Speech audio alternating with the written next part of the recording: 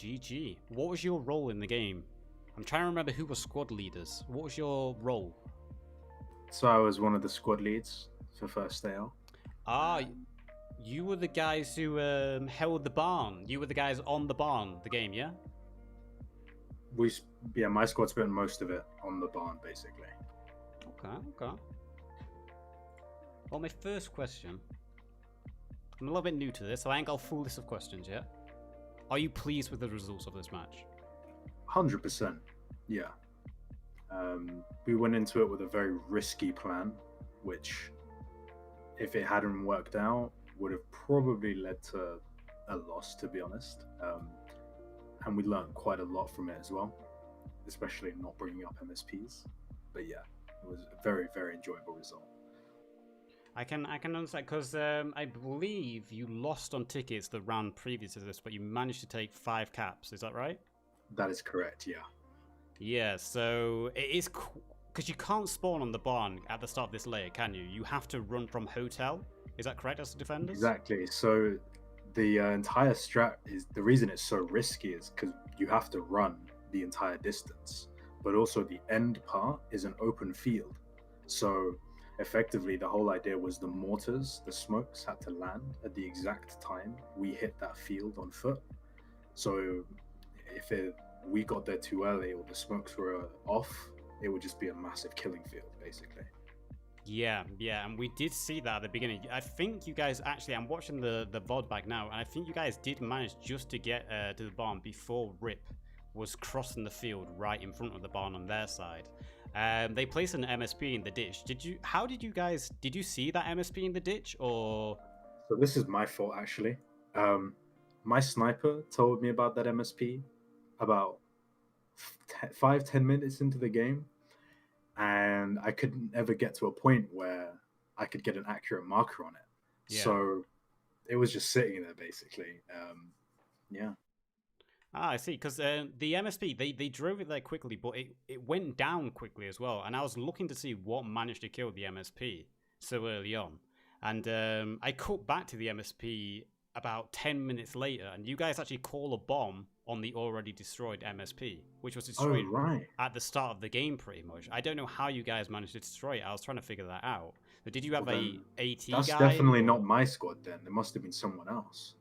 Yeah, I was trying to figure that out, and that really held back the Rusty 40 push at that point, and you guys were at that point, you were pretty secured in the barn. What were the other squads doing? Did you all have certain roles?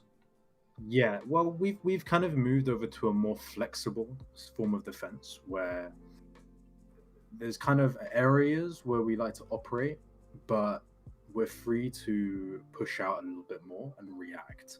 So if a flank's open, for example, there was a point where the north was a little free, and so I took my squad up that way because I thought the MSP was still there. Yeah. And then came back later on. So it kind of really depends on the situation and where the enemy team is pushing from. But yeah. I understand that. I've played with the IR9s before, and playing with them and seeing how they operated, it's how you describe it. It's basically a whirling hurricane. They will rotate wherever they are needed. All the squads will rotate with each other. And is that something you've been practicing with the other clans on your team? So no, actually, it's interesting because the first AL have always been like, you put us in a spot and we'll hold that spot, right? Yeah. But Iron 9, they have this ability which is magnificent, which is that they can just relocate. Sorry about the dog. They're just a killing squad, basically. If they have to go somewhere quickly, they'll do it. Exactly. They're just a hurricane, and you can't. If they want to roll through your area, they're gonna roll through. They'll bring everything they can. What was you working with squad wise? Were you 5-man squads, 9-man squads? How did you organize that? So we kind of have an intermix, really, of sizes. Everything from 5 to 6. It kind of spreads a bit. We started off as a 4-man squad, actually, unfortunately. Okay. And then we like to specialize. You know, there are certain guys who are just experts with AT, and they will always get AT. Yeah. And then there are other guys who you give them a sniper, and they'll get 30-40 kills in a game. So It really depends who's where. Yeah, yeah. And I noticed you guys actually only made use of one tank crew, which was by the IR9 games, which is strange because I don't see IR9 using tanks very often. Was that discussed pre-match? What tanks you would be using and how many crews? And why did you settle on one tank crew? I actually don't know. I'm not entirely privy to that. I just don't really get involved in the armor side of things. I'm more of an infantryman. But I know that IR9 have the better tankers than we do in the first AL. So. Okay, and I didn't. This is partially my fault because I stayed more on the front line around the first cap. I did at the moment on the VOD. You can see me looking over WFT, who I assume they were told to hold hotel from any pushes. Is that right? No, actually. So we were super surprised by this. Basically, WFT were just here to sit on the mortars and keep mortar fire going. So when an enemy squad rolled up out of nowhere, we were like, "Why are they here? What is going on?" Yeah. Okay. Because something I didn't spot as what a lot is the German logistics. I saw they built a couple of repair cranes, but what was the goal of the German logistics this round? So I know that we set up a couple 88s on the very far sides of the map. There was an 88 somewhere like far in the east. I'm not sure how effective it was. And mainly like setting up, keeping the hotel supplied. There was an amazing run made to get supplies to the barn objective, which made an ammo box, which actually allowed me to keep that objective on lock due to the resupply. Okay. Yeah. Okay. We talked a bit about your strategy going into this game. If you lost the first cap, what was the game plan after that? So, from what I know, there are a few key points that we kind to consider. You know, the east of Hotel Switzerland is just, you can't really attack from there, or at least it's very, very difficult. So usually holding the forest and the south side tends to be our focus. And that's usually, I usually have my squad on the south side, holding these buildings basically, because they're within the cap range. So losing them is detrimental to the objective. And managing to hold those is always the priority. So I imagine that if we had lost the first point, we would have done a very quick fallback or even just a respawn, and just immediately set up in the buildings and prepared for massive flanks or just a full-on onslaught from the forest. Okay. So, was there anything about Rusty 40 that concerned you the most when you was coming up against them? And if there were, what was your plan to deal with the most concerning thing about their team? So, I would say the mortars at one point. There was one point in this match where they dropped a mortar barrage on the objective and they pushed us out, completely pushed us out. We couldn't get into it at all. And I was 100% convinced that following that, there'd be a massive infantry push. There wasn't, which was very surprising to me personally. But I would say that, and they knew when to exploit the lack of our armor, which was concerning. Like when the Greyhound just pushed up on the building and the Churchill as well. When our armor wasn't there, or our AT wasn't there, they moved in really quickly.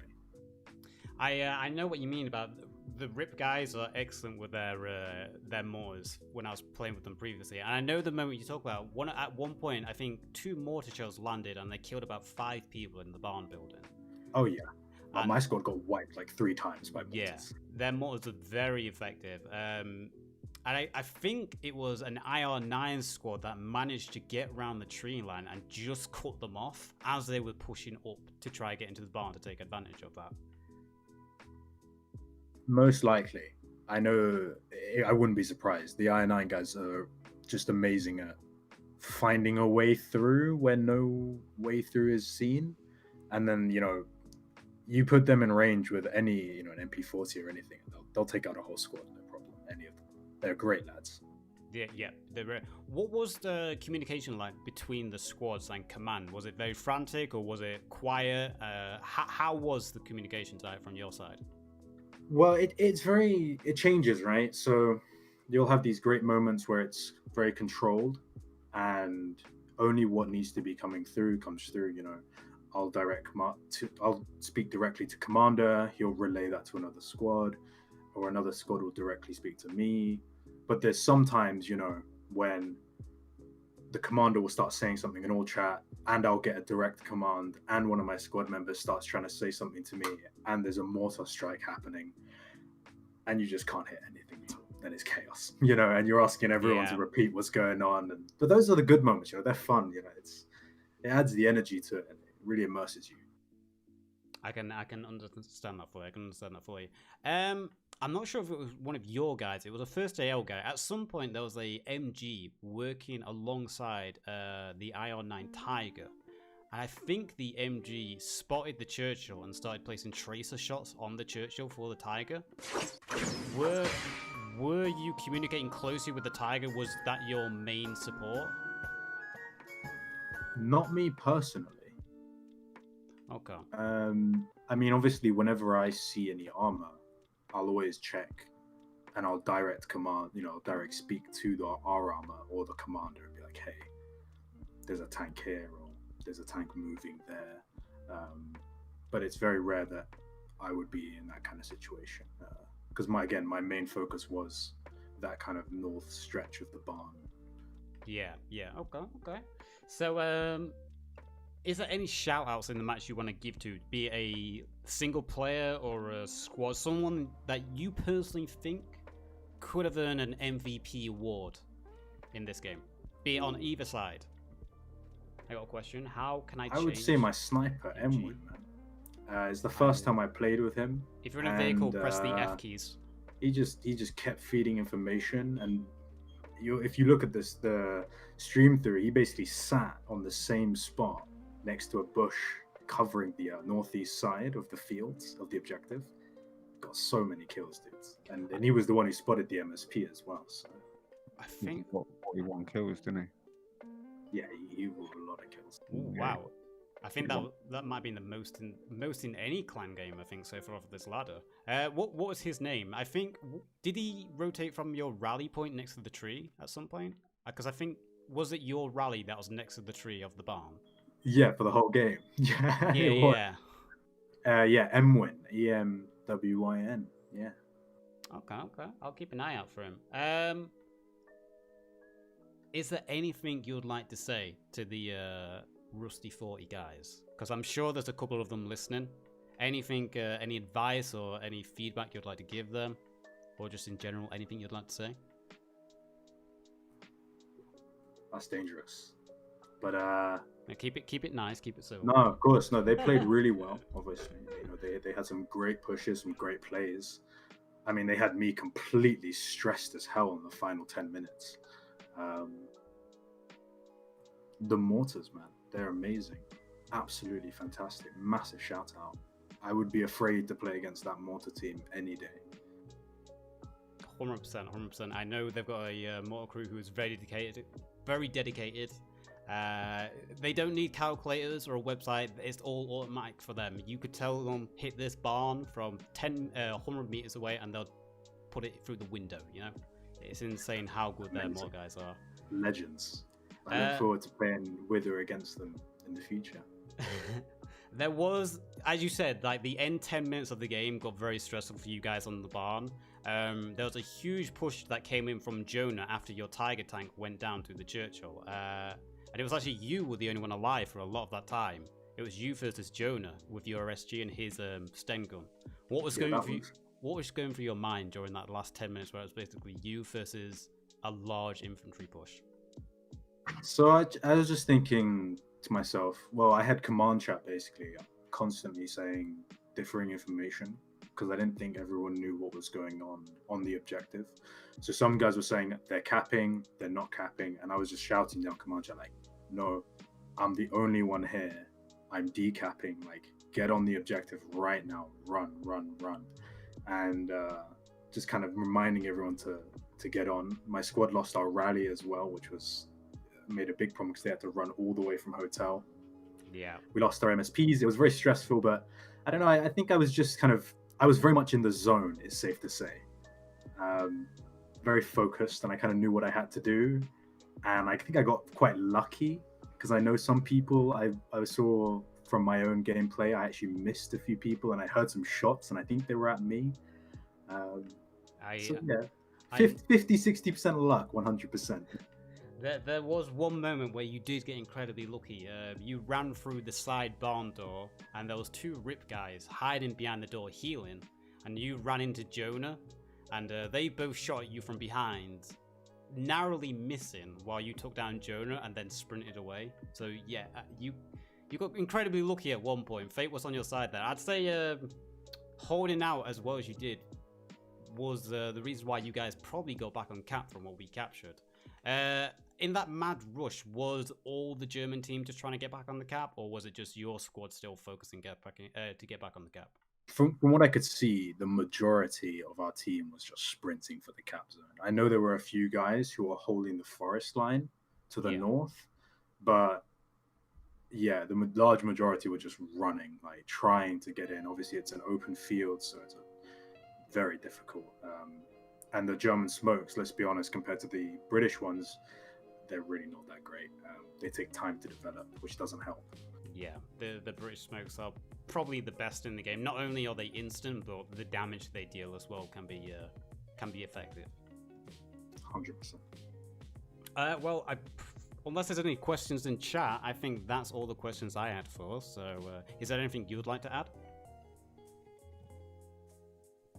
No, I think I'm all good, to be honest.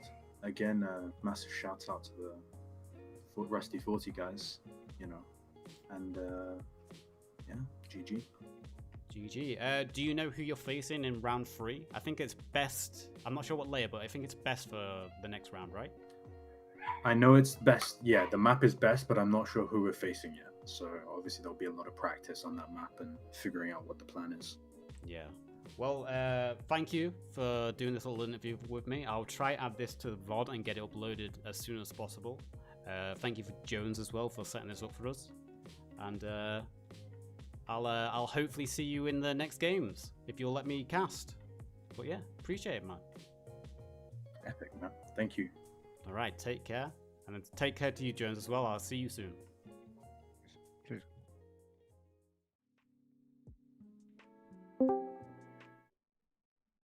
Hello. Hello, dude. How you doing? I'm good. How are you? Thank you for joining me. Oh, well, that didn't go to plan. I was about to say, my first question, are you pleased with the results of this match? Not overly. Yes and no. Okay. Can you explain the yes and no's? Our plan worked perfectly. Had the enemy done what we expected, and they did not. What was you expecting? There was a slight mess up at the beginning with the planning and execution of the first cap, and we didn't expect 15 guys to be there. So yeah, everything else went swimmingly. All the moving parts moved as they should, apart from one. And then because that moving part didn't go as So it's kind of like a House of Cards kind of situation. That little, and then we were a little bit slow to react to what had happened. So once we'd reacted to that, it went okay. We were up on tickets, which was nice. We just ran out of time, really. Yeah. Can I ask what your strategy was going into this game then? What did you guys plan out?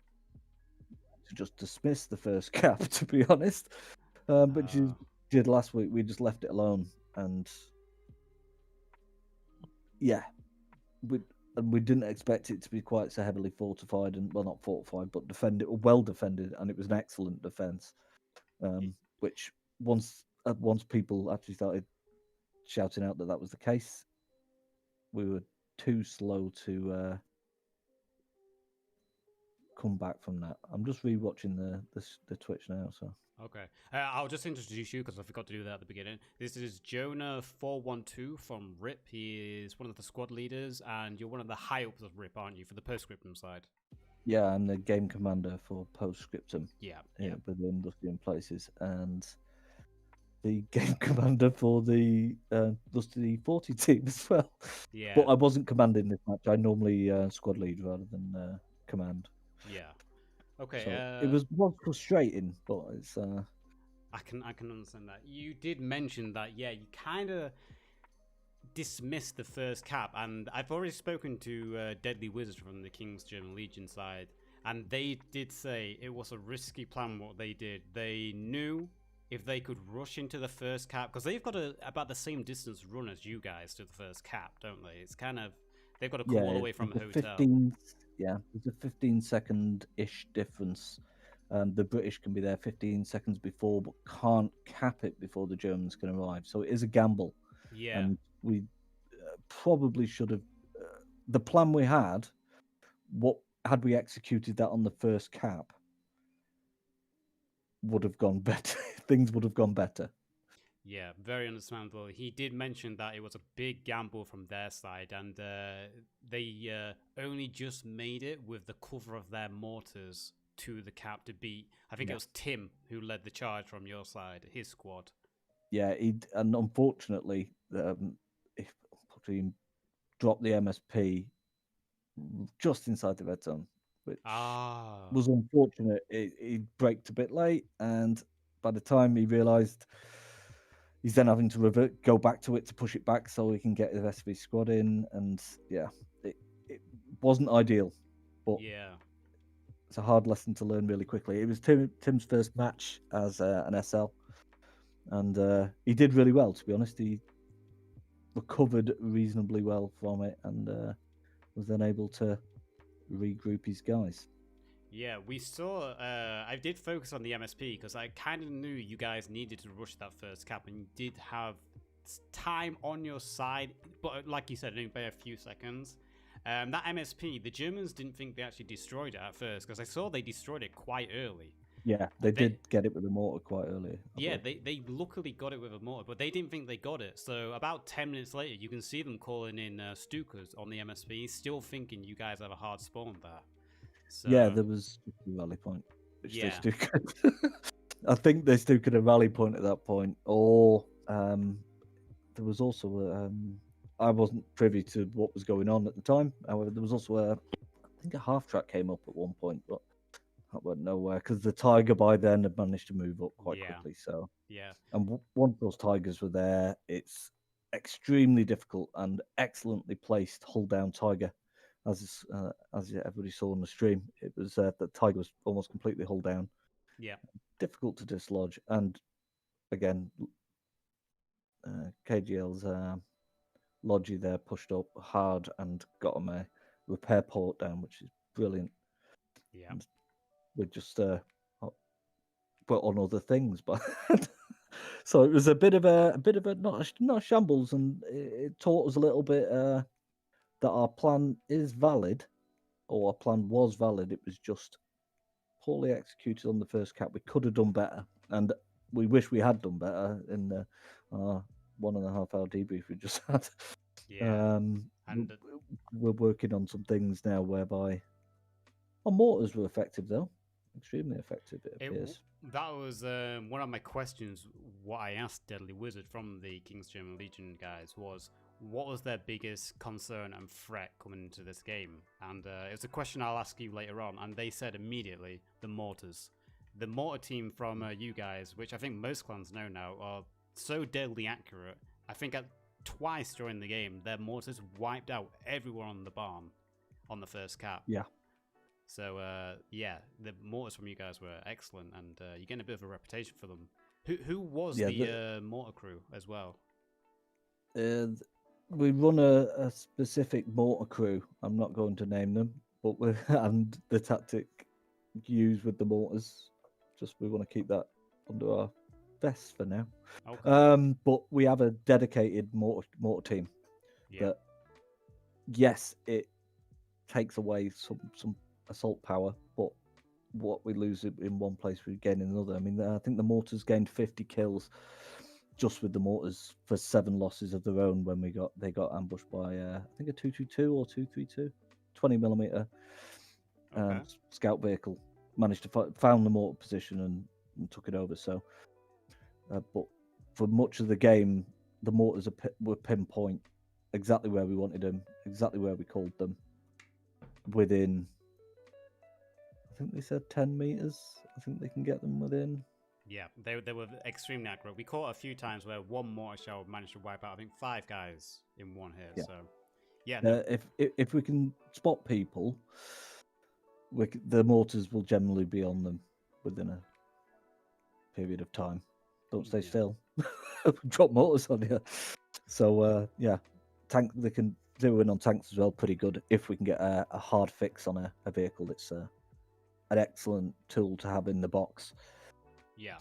Obviously, within the tournament rules, we only had 4 tubes up, but we had the advantage of the 4cm mortar as well, 4-inch mortar. Okay. So, which gives the Brits on some maps a bit of a range advantage over the German mortars. So going back to the strategy, you guys, we've mentioned mortars, and we mentioned how you wanted to get on the first cap quite quickly. We zoomed over at some point and saw those 2 squads moving in on hotel. Was that part of the tactic to get behind enemy lines and just disrupt the second cap as quick as possible as well? Yes. Disrupt the second cap, cut off reinforcements from that cap, because obviously you can reinforce from that cap. You've got rally points and MSPs moving up that route as well. So we put guys in there, self included, to try and stem that flow. However, everybody had moved off, so by the and we were already racing towards the first cap. Unbeknownst to us, we did have a little bit of contact, I think, at hotel, and then once the decision was made to reposition, then it became imperative to push those squads out of hotel and back up north, which was extremely difficult to do through KGL's positions in the woods. You're coming across people at the back, radio men, people respawning on rally points, and you're having to fight your way to the point from behind through their reinforcement point, and sadly at times through our own mortar fire, because obviously we're trying to disrupt them with mortar fire as well as hit the point. So it was a gamble to push from the south in extreme, but we managed to get up there, and eventually we managed to get on the cap. I think my squad managed to get on the cap once or twice. Yeah, they did. And we'll see those later on in the VOD. Last question based on your strategy. I saw you guys took out 2 Shermans at the beginning, one by the 41 guys and one man by the RIP guys. Do you know any reason why 2 Shermans was used at the beginning? Basically, infantry support. It's a better infantry support vehicle than the Churchill. It's got a bigger splash when you fire the gun.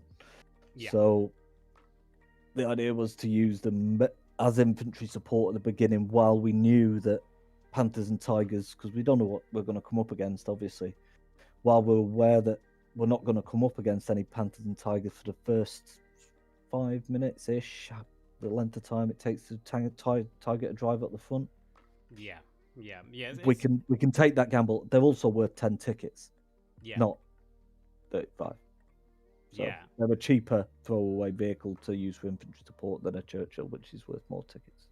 This is true, and I think you ended up losing both Shermans to the Tiger, but when it came to tank exchange, I believe you guys were actually ahead against the IR9 guys, who lost 2 Tigers, and then eventually a Jag as well. And I didn't see the 2-2, but did you manage to destroy the 2-2 as well? I don't know if they got the 2-2-2.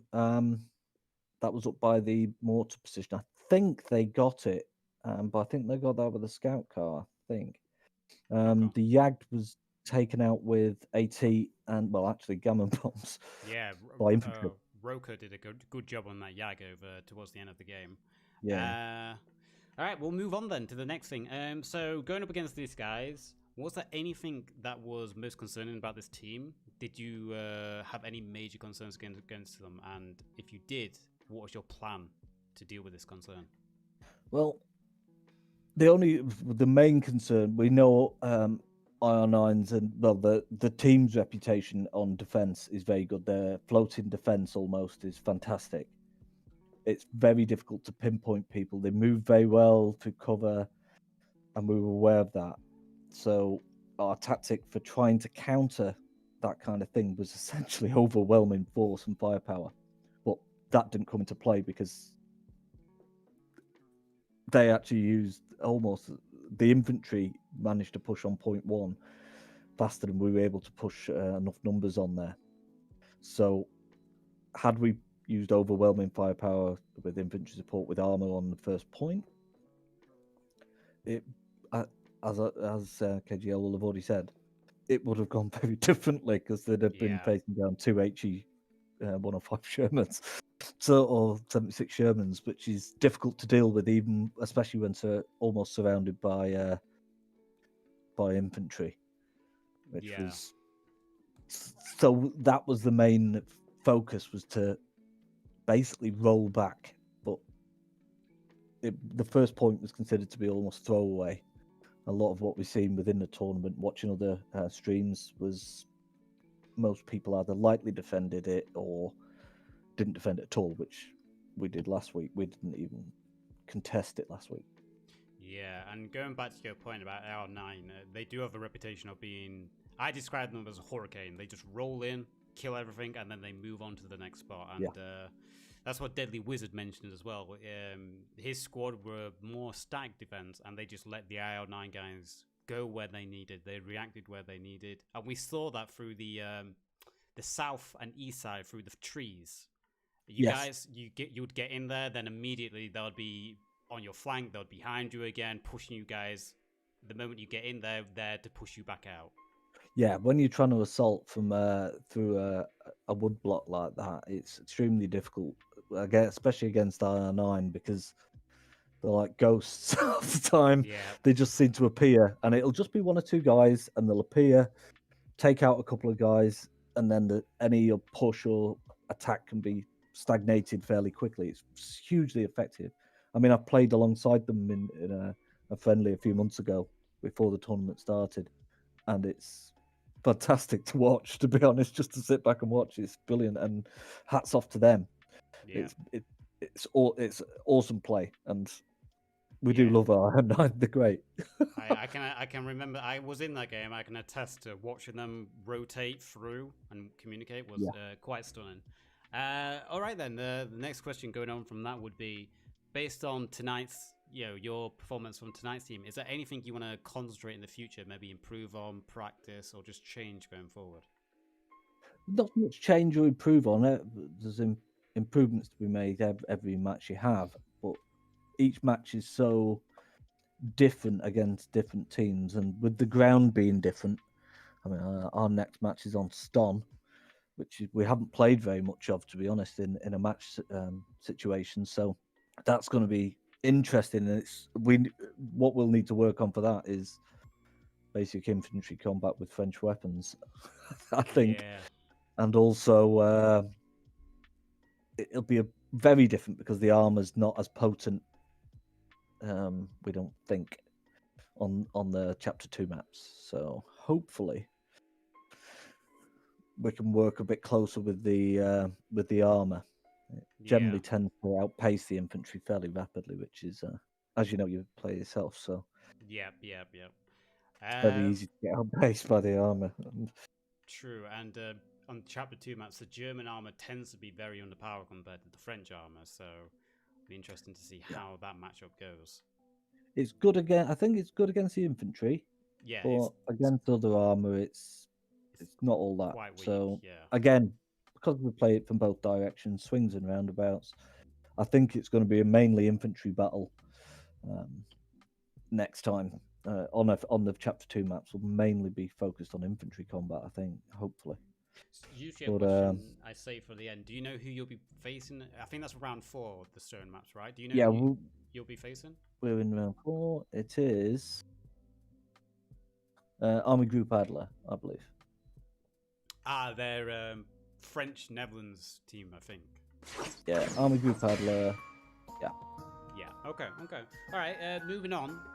from your point of view from the match and what you saw, do you have any, be it a individual or a squad, any standouts you think would earn MVP on either side?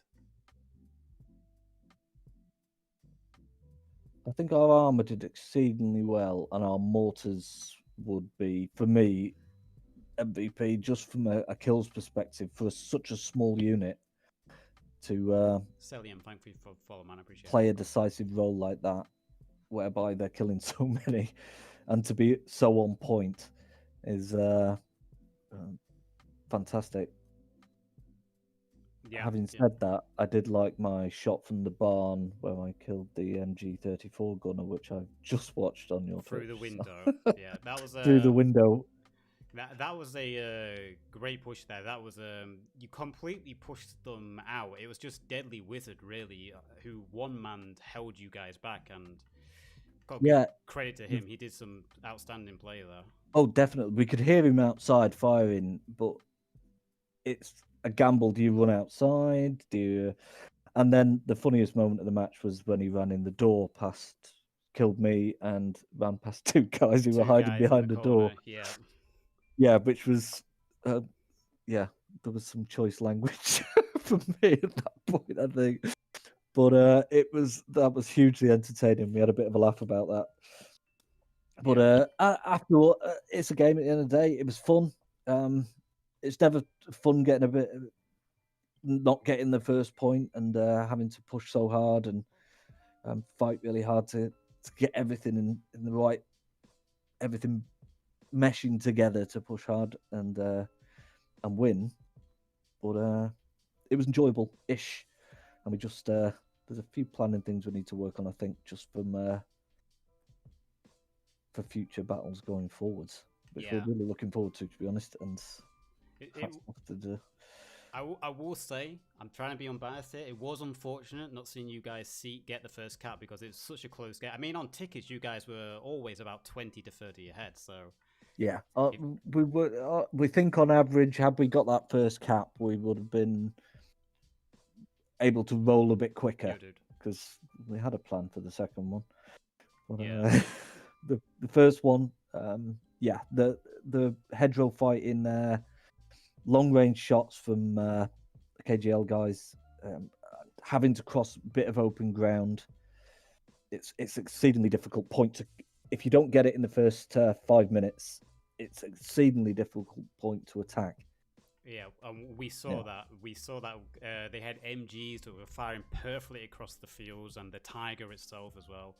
If you don't get that first cap quick, it really does hold you up on this map. And they did say it was a big gamble from them to defend the first cap, and they did get a little bit lucky. Even though we wouldn't have pushed it. I don't think we would have concentrated on a more static defense on the hotel, which don't think what the enemy's going to do. Obviously, I think what you should do. Yeah, the lessons learned to take away. It was a bit of rock, paper, scissors, and they had rock and you had scissors this game, I'm afraid. But it was a good show. Yes. Is there anything you'd like to say to the other team or anyone in the match? You know, keeping it civil, obviously. No, they all played fantastically. It was a very, very good match. Very close. Tickets were close. We enjoyed it. The shooting was brilliant.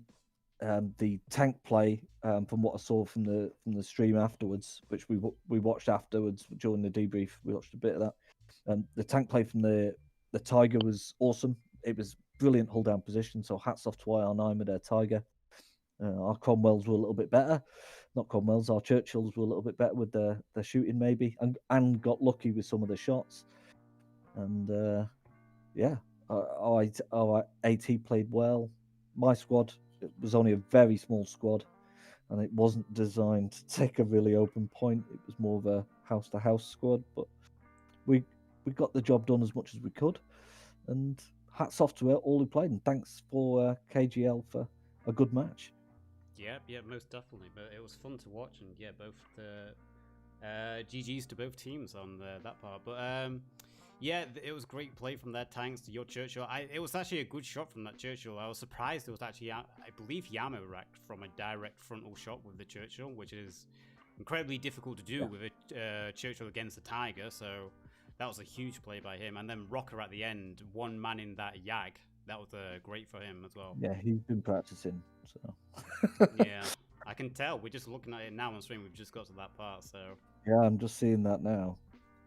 He's chasing it. Oh. That being said, DeadWizard, who was designated to hold the barn, I don't know if you saw, but he had a sniper in his squad who racked up, I think, 30 kills, which might be the highest in all clans in all this EU tournament so far, from one person. Could well be. Would that be Emwin? Yeah, that was Emwin. Kudos, Emwin. Good shooting as always. But do you have anything else to add? Because I've gone through my questions, so do you have anything you'd like to add? Is there any questions you'd like to put to chat or to the other team? Not particularly, no.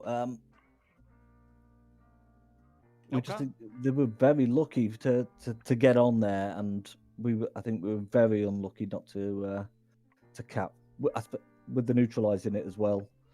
If only we'd had a little more in the tank at that point, we could have capped that off. But kudos, excellent defense, excellent gunplay, excellent armor. Their mortars were as accurate as ours, so well played. Yeah, well, that's all from me then. I thank you for joining me and allowing me to cast this game. Credit to everyone from the Rusty 40 in both clans, and yeah, appreciate you for joining me. Yeah, thanks very much, dude. No worries. I'll get this video up on YouTube as soon as possible, and I'll see you next time, man. You take care. And you as well, Yazoo. Thank you very much. No worries, man. Take care. Well, there we go, boys. That is a interview from both perspectives. We had Jonah from RIP, squad leader and one of their commanding officers, and we had DeadWizard, who was a squad leader from the King's German Legion. I'll get that edited together and put that on YouTube. It was interesting to see their perspective from both sides. You heard how Jonah and their plan was to rush the first cap with one squad at first to try and get on before the German defenders. Unlucky that their MSP was just slightly misplaced and that the King's German Legion gambled to defend the first cap and just beating the RIP squad onto the cap.